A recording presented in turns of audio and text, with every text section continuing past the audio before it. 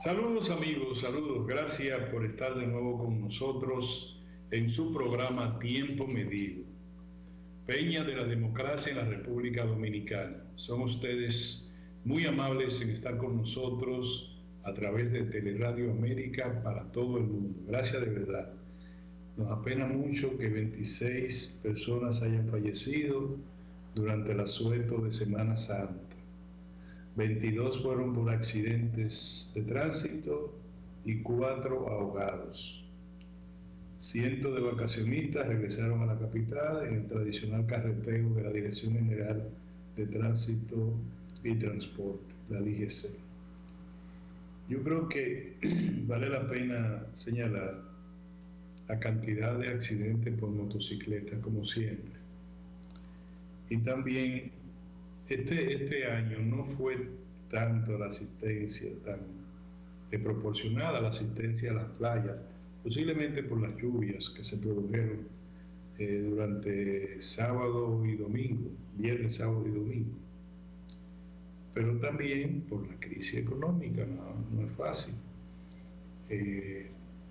Pero la clase media y muchos sectores populares se fueron a las playas cercanas o a playas lejanas algunos,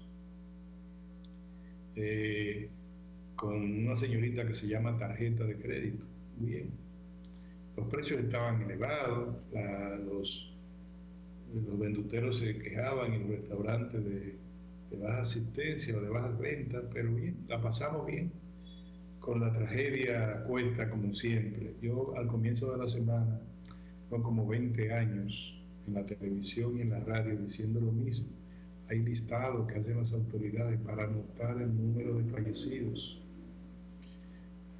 La gente no entiende que la única manera más cercana a evitar una desgracia es la sensatez y el buen juicio, el respeto a la ley.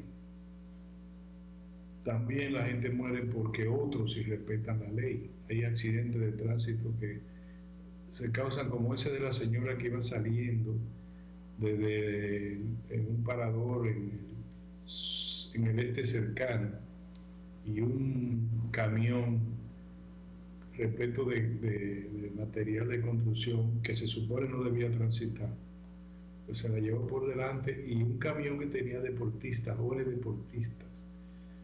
Por suerte yo creo que la mayoría ya rebasó el momento de gravedad, pero caramba, ¿qué uno puede decir?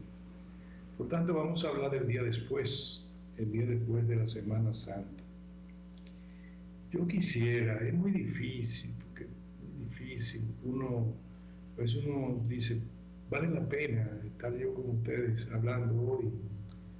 Y no es que uno se sienta ni frustrado ni nada, sino que noto que el mensaje de quienes entendemos que el momento es muy difícil no llega a quienes tienen un desbordante afán de lucro político o económico. Fíjense como dije, lucro político o económico. Los que gobiernan y los que quieren gobernar. Pero bueno, la semana que comienza hoy, la semana laboral que comienza hoy, la semana después de Semana Santa, nos señala los retos que como dominicanos tenemos. ¿Qué es lo primero que uno debería llamar la atención? Bueno, el gobierno tiene que cambiar su modo operandi y la oposición también. Yo creo que el teatro que vive la República Dominicana es un escenario de dificultades, como en casi en todas partes del mundo, incluido las primeras economías. La guerra de Rusia, ¿cómo uno convencer a nuestro gobierno, a nuestro empresariado, al sector sindical, a la clase política, de que la guerra de Rusia se trata de una guerra extendida que cubre directamente, no como consecuencia, sino que es una guerra convencional de matar gente, de destruir una nación, y de la nación intentar resistir por órdenes de las grandes metrópolis del mundo. Y es una guerra económica, o sea, la consecuencia de la guerra de Corea no fueran tales si pasara lo que pasó en la guerra en la invasión de Estados Unidos a Irak, allá a comienzos del siglo. ¿Por qué? Bueno, porque ahí la afectación fue en una parte importante, que fue en el petróleo, porque donde se estaba peleando, que no solamente era la cuna de la civilización humana, sino también estaba sobre un lago de petróleo con el 65% de la producción de petróleo del mundo. Toda esa zona, Irak, Irán, Kuwait, Afganistán, toda esa zona donde durante muchos años se produjo una guerra de exterminio, se puede decir también. Bueno, eso afectó a la economía, pero por eso. Ahora, ¿qué pasa con la guerra de Ucrania, ruso-Ucrania?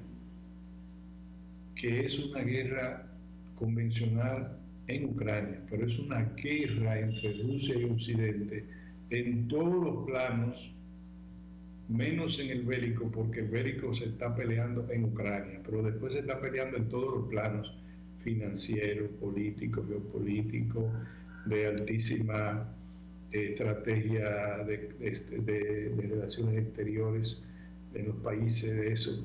Y está pendiente el involucramiento de otras economías asiáticas como la China y la de Japón, que no están involucradas, aunque Japón está apoyando a Occidente.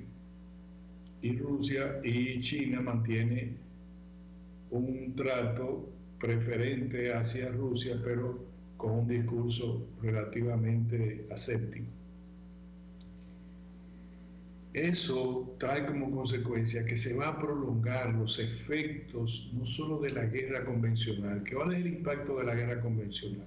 Es esencialmente hacia Europa, el impacto del gas natural, el impacto del petróleo y el impacto del carbón mineral, y hacia el mundo en sentido general el impacto de los commodities de origen agrícola, especialmente el trigo, el maíz, que se producen en grandes cantidades tanto en Rusia como en Ucrania. Pero eso trae como consecuencia que nosotros vamos a tener efectos. ¿Cuánto ustedes creen? 3 meses, 4 meses, 5 meses, no se sabe, porque cada día hay una situación más difícil. Por ejemplo, en este momento, en el teatro de confrontación bélica, oigan bien, el teatro de confrontación bélica que es Ucrania, por un lado, Masipol se llama la ciudad importante de Ucrania, el ejército ruso le dio hasta el día de hoy para que se rindieran. El presidente de Ucrania dice que van a resistir hasta el final. Lógico, ahí se va a ver una situación todavía más trágica. Pero Rusia volvió a atacar otros puntos de Ucrania, con lo cual se recrudece la guerra. Ustedes recuerdan que Rusia se había retirado de Kiev, la capital de Ucrania, y había hecho algunos amagos para supuestamente estimular el diálogo, pero no se ha podido. Porque el teatro de la guerra solo afecta en proporciones dramáticas a los ucranianos y obviamente a los rusos que pierden la vida en Ucrania en esta invasión que todos rechazamos, la invasión rusa a Ucrania, todos rechazamos. Pero ahí está la situación. Ahora el presidente Putin reúne a su equipo económico y a las principales autoridades de Rusia y le dice que los ataques en el ámbito económico de Occidente contra Rusia no han surtido efecto y que pueden darse por fracasados. Ese en el lenguaje político, en el lenguaje militar, en el lenguaje económico, se va a prolongar. Estados Unidos y Europa dicen que tienen otras sanciones contra Rusia, que la verdad, como yo le he dicho a ustedes, extraviada de ambas partes, ¿cuál es? No sabemos. Lo que sabemos son los efectos. sobre economías como la de la República Dominicana. Por tanto, debería la clase política dominicana incluso pelear en otro escenario. Es en el escenario de decir hacia dónde debemos ir en este momento, cómo nosotros podemos mitigar los efectos de una gran crisis mundial. Ya es superior a la crisis de la pandemia, los efectos de la crisis de la pandemia. Bueno, con decirle que Europa está a la puerta de reducir de establecer un racionamiento en el consumo de combustible, de energía global, energía producida por el gas natural, producida por el petróleo y producida por el carbón mineral. Y Alemania en la práctica está promoviendo una neutralidad, porque Alemania va a ser es la economía industrial más grande de Europa y es la más afectada en este momento porque es la que está en términos de abastecimiento, es la puerta de la entrada de la energía rusa hacia Europa, especialmente el gas natural.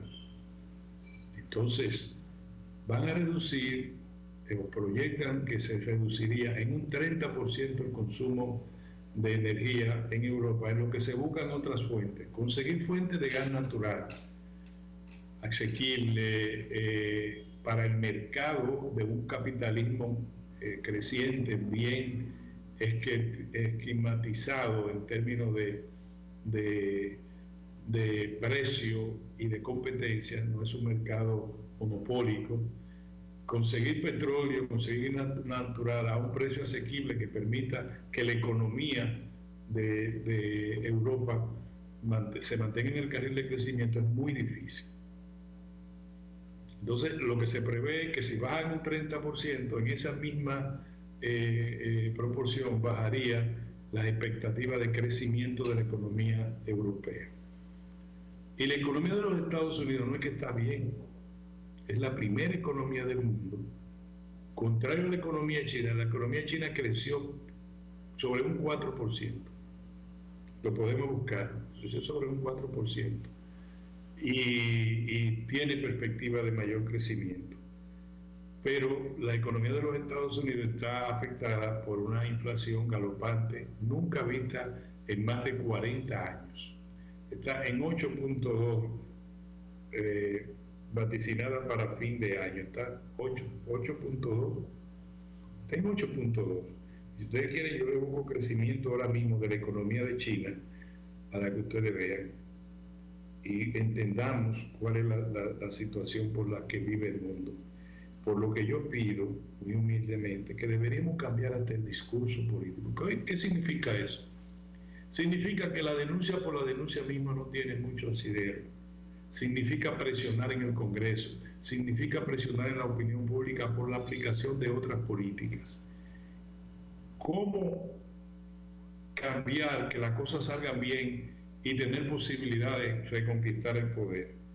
Bueno, para eso está el tipo de mercadeo político que le diga, gracias a fulano de tal y a su partido que propusieron en el Congreso que se eliminara tal iniciativa y que en cambio se produjera la otra, porque la gente no es tonta.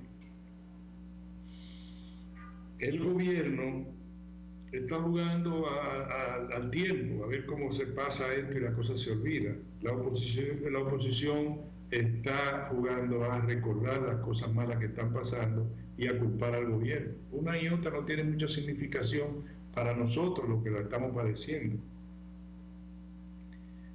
Es bueno que el gobierno disponga de una ley y que su mayoría congresual apruebe para exonerar a los alimentos. Bueno, desde el punto de vista político es bueno, porque por unos meses, 6 meses, se va a ver, van a decir, las habichuelas se consiguen ahora a muy buen precio, buena calidad, porque vendrían de Estados Unidos. El pollo no, vendría de Brasil, un pollo medio ahí bastante congelado por meses. Pero otros productos vendrían, en productos agroindustriales. Mira, tenemos productos, Lo único es que no vamos a tener con qué comprarlo. Y segundo, cuando pase la marea, vendría entonces una reducción de la capacidad del sector agropecuario y agroindustrial de abastecer las necesidades de la población. Bueno, ¿qué buscamos? Nos peleamos uno que sí, el otro que no. Bueno, cualquiera de las dos es mala, porque es malo que nos quedemos con los precios altos y es malo que le hagamos daño a la agropecuaria. Ustedes, la clase política que está en el gobierno, la clase política que está en la oposición y el empresariado, resuelvan. Que nosotros sabremos quién fue que tuvo la mejor iniciativa en términos electorales. Pero si nos vamos a esperar a que de la ceniza de nosotros resurja el próximo gobierno, eso no está bien. Eso no está bien. Tenemos que tener un liderazgo más responsable, digo yo. Por tanto, a mí me parece que vienen días pesarosos. La suerte es una categoría que hay que tomar en cuenta. Suerte, quizá cambie la cosa, pero los presagios son lúgubres porque no se le ve una salida al tema de la guerra convencional militar entre Rusia y Ucrania. Más bien, Estados Unidos, o sea, Washington con su departamento del Pentágono, su departamento de Estado, Ginebra, la clase política europea, quieren continuar hasta ver a dónde contienen a Rusia y recomponen el liderazgo nacional, el liderazgo internacional, del cual se está aprovechando China. China está creciendo. Yo quería voy a buscar en el cambio el crecimiento de la economía de China. Rusia no se sabe porque la verdad está extraviada, pero la verdad que mercadea Occidente tampoco es la verdad. Por tanto, no sabemos lo que está pasando.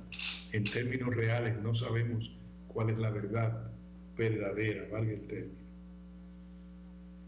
Veremos, a ver, una buena medida ha tomado el presidente Luis Abinader al disponer un aumento del 21% en los salarios de los trabajadores de la construcción, más un 3%. Esto sería a partir del 1 de mayo, el día que yo cumplo años, por cierto. Y un 3% para sumar un 24% a partir del mes de octubre. Dice el presidente que eso va a beneficiar a 421.873 trabajadores de la construcción. Yo no veo que este aumento está fuera del plazo que tienen los trabajadores para el salario mínimo, sino es un aumento global de salario, no sobre el salario mínimo, de un 21%. Yo creo que es una respuesta adecuada del gobierno porque el sector de la construcción fue el que menos aporte, uno de los que menos aporte tuvo al Producto Interno Bruto durante el primer trimestre. Estaba cayendo. De manera que si le aumentan, yo me imagino que a nivel de inversión pública y de inversión privada, estaría cónsono de que se le aumentara a los trabajadores y no que salieran los trabajadores, que hay niveles de informalidad muy fuertes en otros sectores de la economía. Es decir, lo que se ha recuperado en términos de empleo, de repente tiene como se zafó la manguera y está botando muchos trabajadores hacia el sector informal. El sector informal de la economía, aunque la gente se busca su diario vivir, es sin embargo un tipo de empleo de baja calidad, Ojalá que esto resulte. Yo creo que el gobierno debería hacer un esfuerzo con el alto empresariado y decirle, miren, vamos a adelantar, dado que ha aumentado tanto el nivel de inflación y por consiguiente se ha disminuido el poder adquisitivo de los trabajadores y de los empleados, vamos a promover aumento de salario que ustedes lo van a obtener por el otro lado en la demanda. Todo el que produce algo requiere que se compre el servicio, el bien terminado. No importa que usted produzca en el nivel más alto o que produzca en el nivel ya inmediatamente destinado al consumo. Se requiere que tengamos capacidad de comprar. Yo me puse de ejemplo, ahora en Semana Santa, hice un cálculo mental, porque uno no hace cálculo escrito, y yo gasté el doble, no, invertí porque estaba con la familia. Quiere decir que si gasté 5 pesos, yo creo que gasté 10. Yo no tuve que, si fui a la farmacia, 2 de mis nietos tuvieron vómito y fiebre, si fui al colmado, si mi esposa fue a comprar para la habichuela con dulce, todo fue al doble. Yo no sé cómo, ni tampoco me pregunten si fue que fui a un sitio más caro ni más barato. Yo lo que sé es que sentí que gasté el doble respecto a otro año. Ya, yo no tengo que decir más nada. Y todos ustedes tienen lo mismo, no me digan que no, todos tienen lo mismo. Ustedes dirán, no fue al doble, pero fue un poco más, fue un poco menos. Yo creo que al doble. Yo creo que fue al doble, todo el mundo, en habichuela, el que compró un pescado por ahí, el que compró una bonita carne, el que compró bacalao, el que compró esto, todo al doble global de su capacidad, el que echó gasolina, el que hizo todo. Por tanto, yo creo que el gran empresariado debe aumentar el salario. Que el aumento del salario aumenta la inflación, no aumenta ninguna inflación. La inflación, otros factores, que ya lo dijo el gobierno y lo ha dicho el Banco Central, son los que están incrementando el nivel de inflación o el índice general de precios. Viene de fuera. Muy bien, pues para aquí adentro vamos a resolver un poco. Yo creo que hay grandes estamentos empresariales que no les resulta difícil aumentar ahora. Y que vamos a tener menos ganancias. Sí, pero ustedes no necesitan tanto cuarto. Bajen un poco. Aumenten los salarios, aumentenlo, que eso va bien, aumentenlo todo el mundo. El que tiene su empresa en zona franca, el que tiene su empresa. Aquí todo el mundo está ganando mucho dinero y ha ganado siempre. Y ganaron en la pandemia una buena parte de nuestro empresariado. Gran empresariado. Y yo le voy a decir una cosa, el comercio también, toda esa plaza comercial, entonces han ganado muchísimo dinero. El sector farmacéutico ha ganado mucho dinero. Aumenten el salario, está bueno. ¿Qué van a hacer con tanto cuarto? Se le va a volver sal y agua. Háganlo, lo que yo les digo.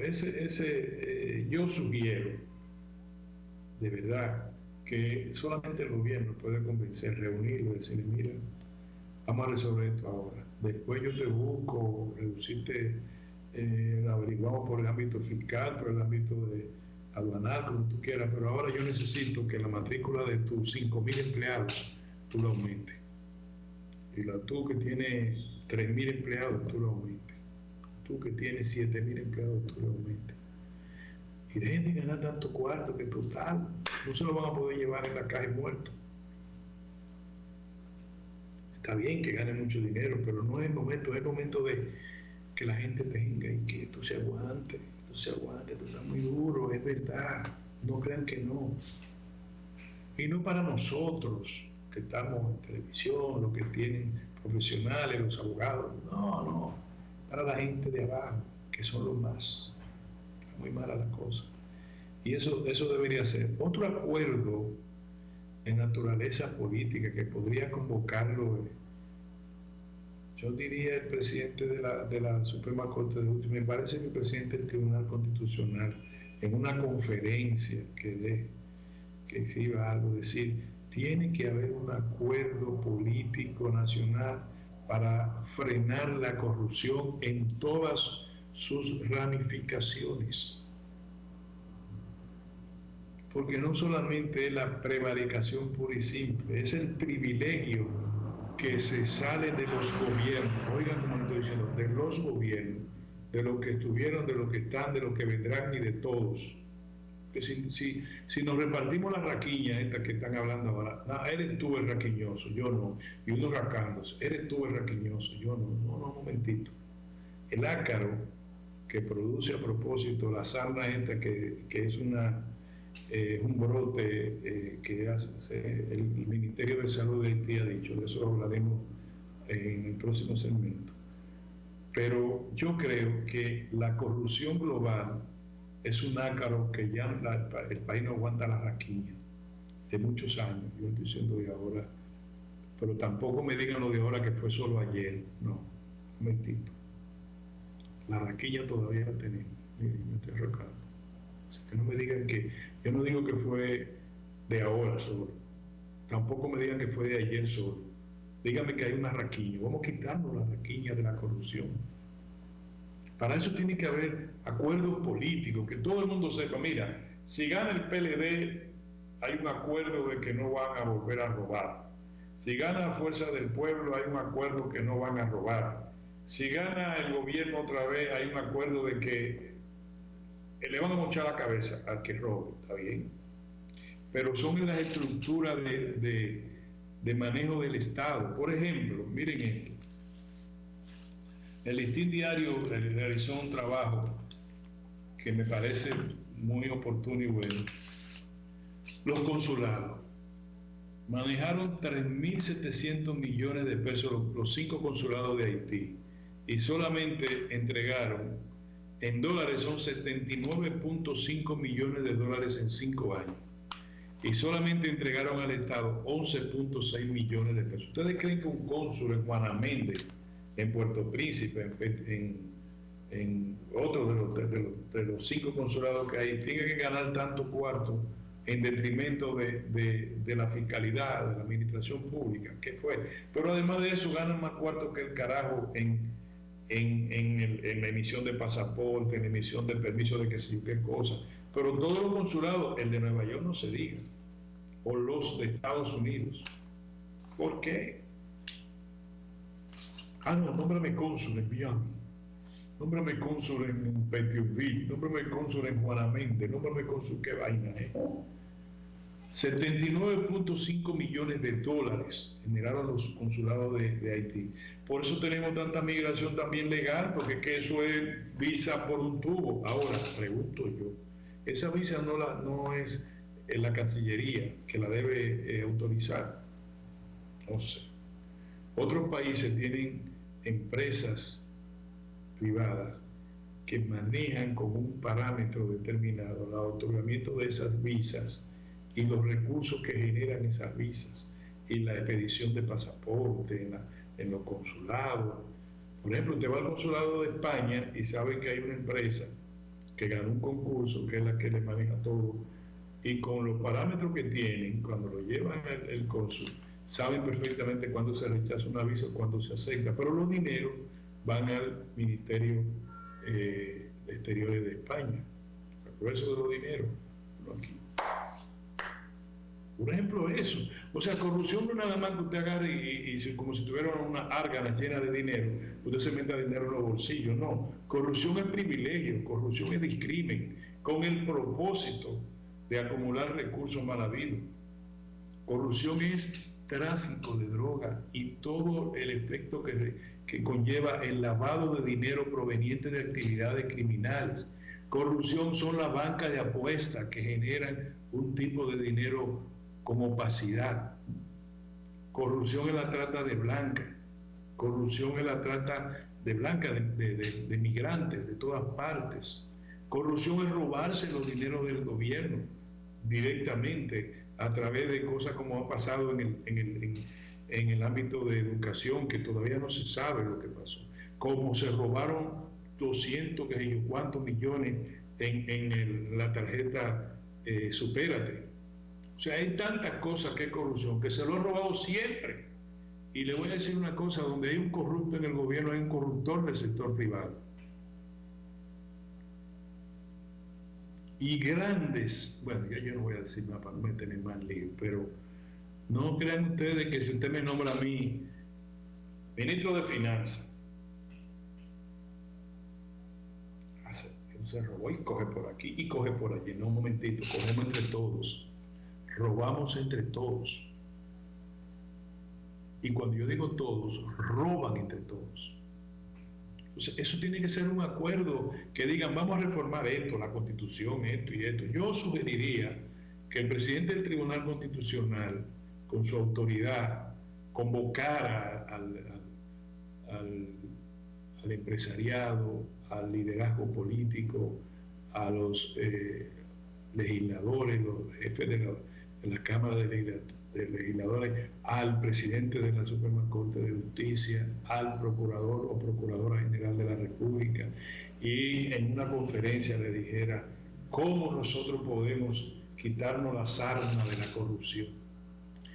Lo único que nos ponemos es un poquito de mentol y eso se calma. Coge uno como un fresquito, pero al rato otra vez la comisión.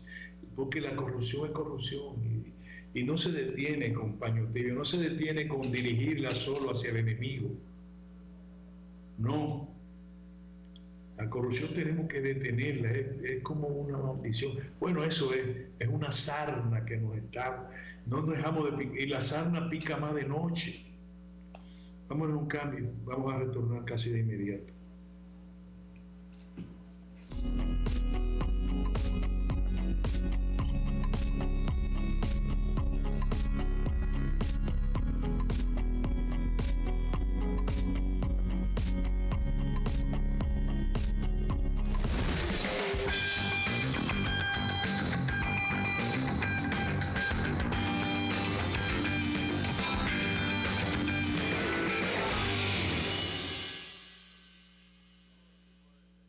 Eres experto haciendo que todo sea simple y funcional, acortando las distancias, llegando a donde te esperan,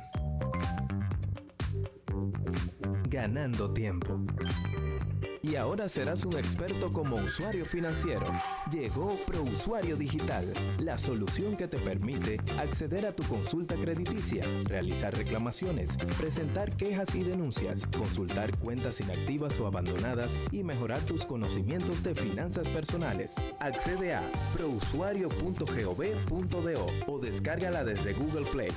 Alcanza el nivel experto, el nivel ProUsuario. Superintendencia de Bancos de la República Dominicana.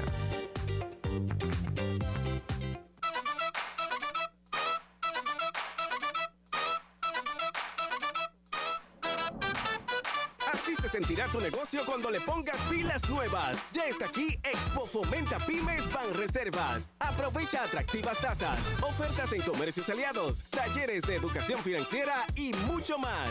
Expo Fomenta Pymes hasta el 30 de abril. Más información en banreservas.com.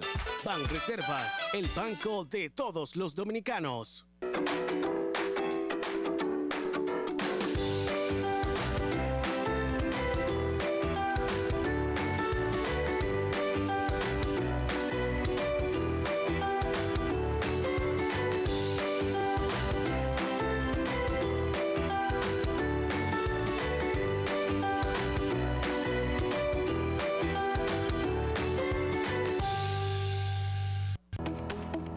El Banco Central hace política monetaria.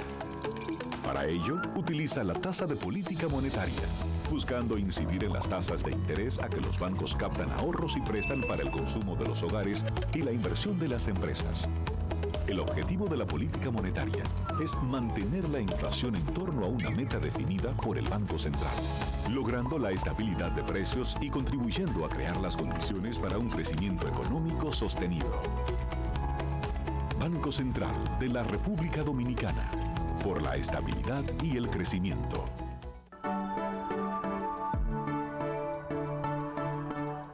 En esta Semana Santa, todos los corazones apuntan a nuestro Señor Jesús y su proeza de vencer a la muerte para redimir a sus hijos. Sabemos que el confinamiento y las restricciones que se implementaron en el mundo por motivo de la pandemia en los últimos 2 años han despertado aún más nuestros deseos de salir a compartir con nuestros familiares. En ese sentido, y ahora que estamos regresando a la normalidad, invitamos al pueblo dominicano a pasar la Semana Santa en meditación y unidad y a que cualquier actividad de recreación la puedan realizar con comedimiento. Desde la Cámara de Diputados, les exhortamos a mantener la cordura y evitar los excesos, de manera que el Domingo de Resurrección podamos celebrar en familia esa fecha que da sentido a la fe cristiana. Cámara de Diputados de la República Dominicana. ¿Eres experto haciendo que todo sea simple y funcional? Acortando las distancias. Llegando a donde te esperan. Ganando tiempo. Y ahora serás un experto como usuario financiero. Llegó ProUsuario Digital, la solución que te permite acceder a tu consulta crediticia, realizar reclamaciones, presentar quejas y denuncias, consultar cuentas inactivas o abandonadas y mejorar tus conocimientos de finanzas personales. Accede a prousuario.gov.do o descárgala desde Google Play. Alcanza el nivel experto, el nivel ProUsuario. Superintendencia de Bancos de la República Dominicana.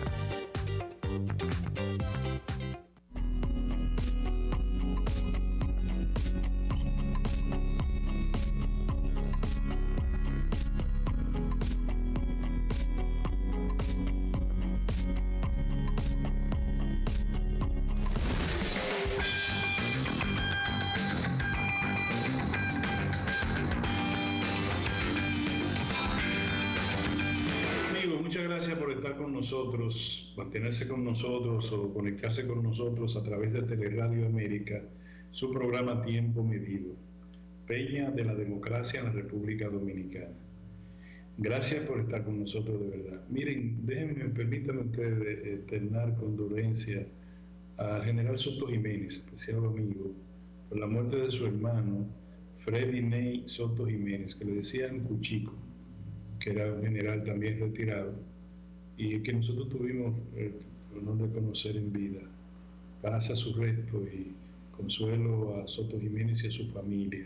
Como también permítanme expresar condolencia al presidente de la Junta Central Electoral, el buen amigo doctor Ramón Jaques Liranzo, por el fallecimiento de su suegra, que para nosotros es igual que, porque siempre está muy vinculada con nuestra familia, así todas las suegras. Por cierto, siempre han sido, digamos que, maltratadas en los chistes y en la cosa, pero una suegra es una suegra. Doña María Antonia, le decían Doña Daisy, Doña María Antonia Medina, Doña Daisy. Paz a su resto y también pedimos consuelo a su familia. Así que ya lo saben. Miren, para terminar el tema de la corrupción, no es que hay un presidente como el presidente Luis Abinader o como otros que digan vamos a combatir la corrupción. Todos lo han dicho, porque es muy grande el Estado. El Estado dominicano, con una economía de renta media, ha crecido mucho, tiene más de 600.000 empleados, tiene decenas, centenares de funcionarios en capacidad de robar, si quieren. Solo la honradez personal, que decir, no, yo no voy a robar, pero no hay nadie que se lo impide. Hay muchísimas formas de robar y eso es terrible. Por tanto, tiene que hacer un acuerdo para colocar al Estado, mejorar, endurecer las leyes contra la corrupción, la misma ley esta de extinción de dominio que se habla y otras, lo que sea, pero tiene que ser un acuerdo político global, que vayan así en fila. Yo represento al PLD, ¿dónde hay que firmar aquí? Yo represento a Fuerza del Pueblo, ¿dónde hay que firmar aquí? Yo represento al PRM, ¿dónde hay que firmar aquí? Yo represento a Fuerza Progresista, aquí. No, yo represento a todo el mundo. Pero no es porque yo digo, yo estoy en voluntad, porque van a misa, es lo mismo, van a misa y le dicen, ay no, Dios mío, perdónanos, eso no es. Porque repiten, el asunto está en un decálogo. Mire, vamos a arreglar para la corrupción las leyes en esto y en esto. La ley. Y luego nos comprometemos el que se queda a seguir trabajando con esa ley, el que puede sustituirlo a seguir trabajando esa ley, los aliados a trabajar con esa ley y el pueblo a reclamar eso, que debe incluir a la iniciativa privada, que siempre están calladitos y van a misa los domingos, pero saben que si hay un corrupto en el gobierno, por obligación tiene que haber un corruptor en el sector privado. Y además hay otra forma de robar. Por ejemplo, ¿ustedes creen que los riferos no pagan su cuota por tener una banca ilegal que no retribuye a la fiscalidad? ¿Ustedes creen que los que operan narco en los barrios no retribuyen? ¿Ustedes creen que los que trabajan con la migración, traer haitianos al país o de otras nacionalidades, ustedes creen que no retribuyen? Yo no sé a quién, pero no me pregunten porque tampoco yo soy Sherlock Holmes, pero eso es corrupción. Eso es corrupción. Entonces, hagamos un esfuerzo para detener eso, porque la verdad que va feo. Yo creo, se lo digo a ustedes, que los 4 últimos presidentes que han estado en el ambiente cuando la economía dominicana camina hacia la renta media, economía fuerte. Presidente Mejía fue traicionado por corruptos. Que él no lo quiera decir, que él lo defienda o que lo ataque o que lo sacó de su camino, eso es otra cosa.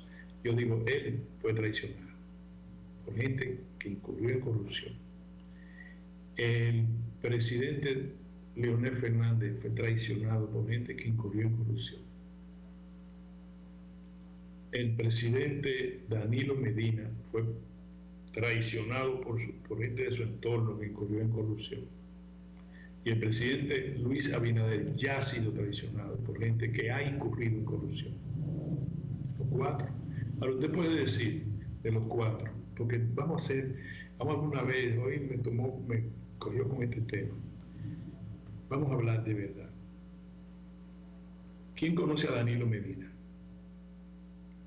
¿Alguien de ustedes lo conoce en términos personales? Danilo Medina no es la persona que va a decir, yo quiero tener 400 mil millones de pesos, 100 mil, que si yo cuando, no creo. No, se lo digo yo que no. Que si por razones políticas, gente de su entorno, que si eso yo solo dejo a la justicia. Eso no es conmigo. Yo digo que él fue traicionado. Nada más, pero yo no digo que él es corrupto. No me atrevo. No me atrevo a decir eso. No me atrevo. Hipólito Mejía. ¿Ustedes lo consideran como? Yo no voy a decir nunca, porque no lo es, que Hipólito Mejía es una persona que le gusta el dinero. Hipólito Mejía le gusta una casa en el campo, le gusta estar con gallinas que tienen el cocote pelado, y cosas así, o con un pato que mira por otro lado. Le encantan los animales, vive ahí. Hipólito Mejía no piensa más nada que en eso. Su casa ahí, San Cristóbal, sentaba ahí viendo, y su familia y sus hijos. Pero fue traicionado por gente suya que incurrieron en corrupción. Leonel Fernández, si usted quiere buscarlo en un momento determinado, o lo busca en una conferencia en Afganistán, o lo busca en la biblioteca, en una esquina, leyendo, ahí mismo de pie lee un libro fácil, y está involucrado con la investigación, la educación, los libros, eso es lo que le gusta. ¿Usted lo considera corrupto? De ninguna manera. Pero fue traicionado por la corrupción. El presidente Luis Abinader es rico de cuna, es verdad. Y todas sus empresas, salvo algunas veces que hubo situaciones difíciles en el ámbito del turismo, pero sus empresas industriales han progresado mucho, y su universidad, ni se diga, de la más concurrida por estudiantes y más provechosa por estudiantes, la Universidad OIM y todas sus empresas. Donó su salario, ha donado 7 millones de pesos de su salario. No lo veo en la línea, no lo veo. De verdad, yo jamás se me ocurriría pensar, jamás en la vida. Es un jefe de Estado. Están los 4 líderes. Una persona con 2 dedos de frente, a ninguno de los 4 le puede decir que es corrupto. De verdad se lo digo. Y no me digan que Danilo Medina, pues importa que su entorno, quien ustedes crean, esperen que el Ministerio Público diga lo que diga. Pero el que conoce a Danilo Medina sabe perfectamente que no es un hombre corrupto, que no está en búsqueda de nada. Eso no es verdad. como tampoco Hipólito Mejía, como tampoco Leonel Fernández y como tampoco Luis Abinader. La corrupción es una picazón endémica, nos está picando a todos. Si yo voy a un sitio, yo quiero sacarle una ventaja de naturaleza económica, política, social a donde yo estoy. Voy a buscar, a comprar algo, voy a sacar una placa, voy a hacer algo. Es que a todos nos está picando la corrupción. Nosotros tenemos que sacarnos eso de encima. Tenemos que combatir esa epidemia. Y le voy a decir una cosa, en las naciones donde la corrupción se condena, es que hay más ricos. ¿Por qué? Porque es el talento que hace la riqueza, es la habilidad, es el mercado capitalista. El que trabaja en una compañía supraleta, si quiere supraleta, le van a pagar mucho cuarto y va a estar bien. Y si se puso en un negocio, que no lo aplasten, que haya todo práctica leal de comercio, práctica leal empresarial, va a ganar mucho dinero. Pasa en Estados Unidos, pasa en Europa.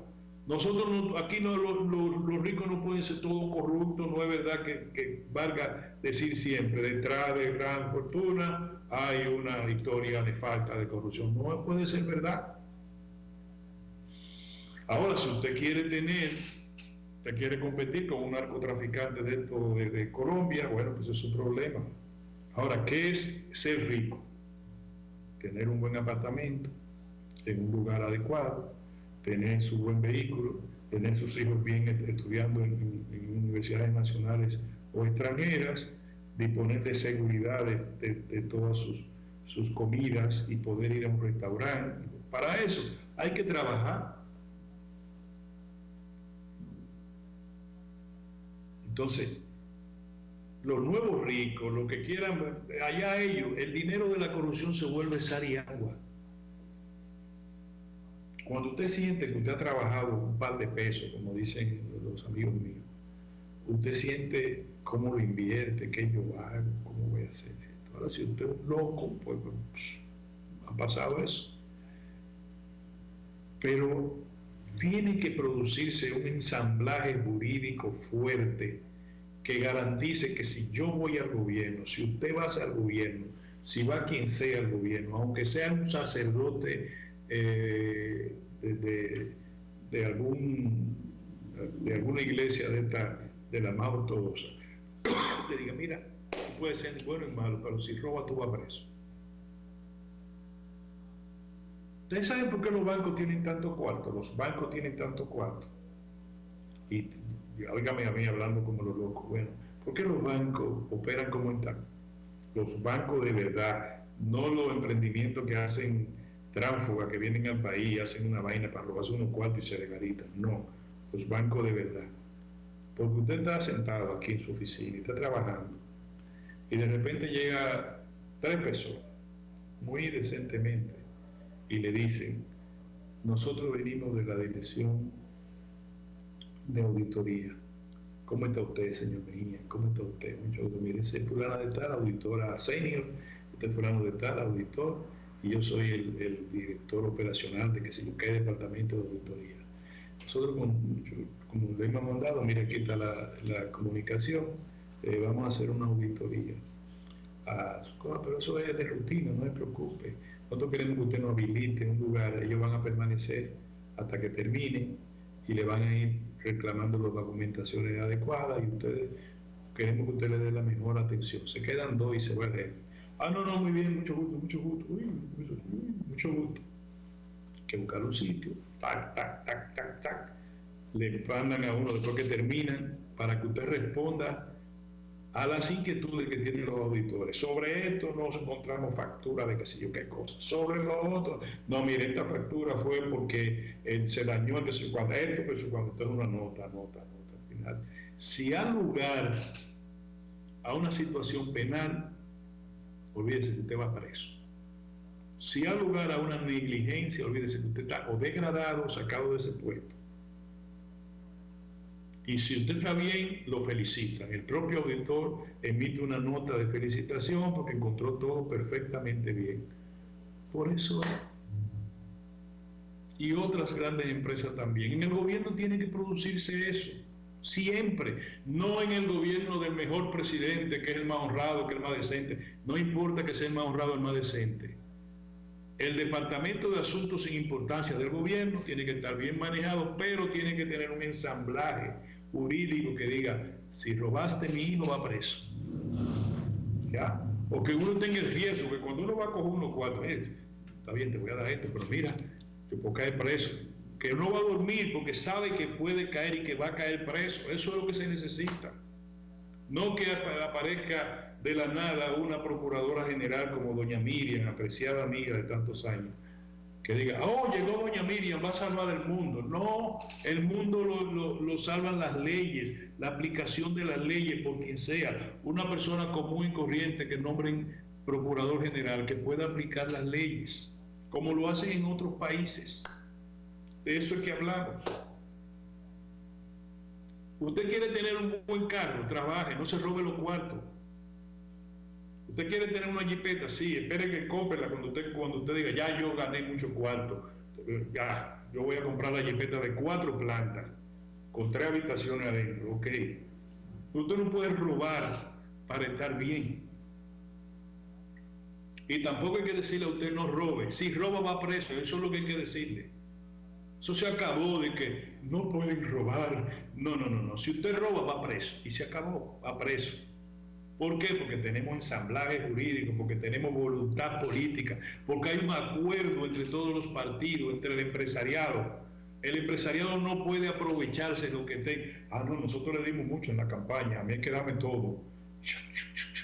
Aquí hay funcionarios, ahora, antes, durante, después, ayer, mañana, que todo lo quieren dárselo a determinados empresarios. ¿Por qué? Porque le benefician. Se la buscan. Entonces hay un corrupto que es ese funcionario y hay corruptores que son quienes lo corrompen. Y los dos tienen que estar presos. Hoy me pasé. Yo creo que ya a veces me da una vaina y me paso.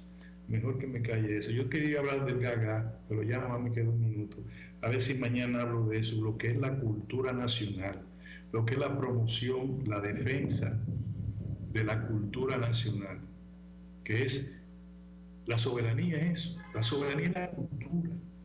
Nosotros somos soberanos en la medida que entendamos lo que somos, de dónde venimos, qué somos y hacia dónde vamos. Pero eso se lo voy a explicar mañana.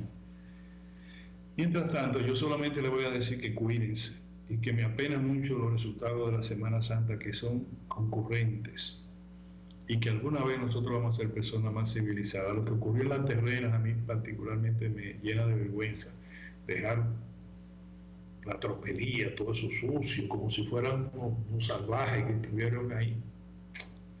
Eso me apena mucho, Y señores, una vez Juan Bosch dijo, ustedes oyen que yo menciono mucho a Juan Bosch y ahora le digo esto, con 1 centavo de eso no se enciende el fogón de mi casa, cuando se refería a su pensión. Eso debería usarlo estas generaciones, que todos salieron de Juan Bosch. El PRM salieron de Juan Bosch, el PLD salió de Juan Bosch, el PRM, el Fuerza de Pueblo salió de Juan Bosch. Todos deberían escuchar eso. Con 1 centavo mal habido no se debe encender el fogón de la casa de una gente decente. Y se acabó. Dejen de robar. Nos vemos mañana. Cuídense.